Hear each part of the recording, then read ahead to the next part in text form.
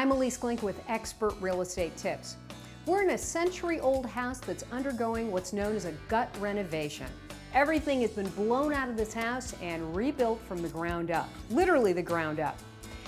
But when it comes to your remodeling project, one of the things you're going to have to think about is how much all that remodeling is going to cost.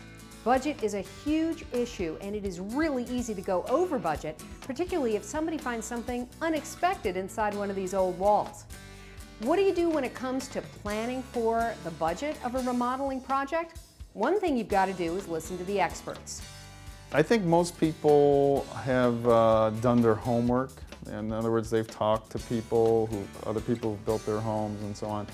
And I think actually people have a pretty good understanding of what things cost.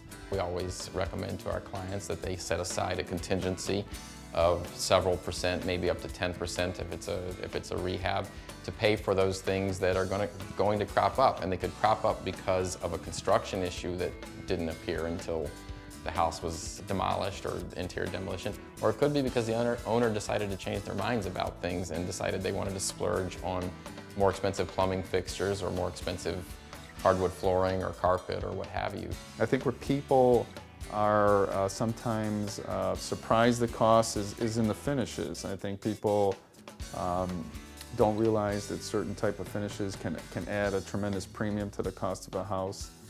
And I think that's where the big surprises come in. And then during the construction process and the design process, your tastes change.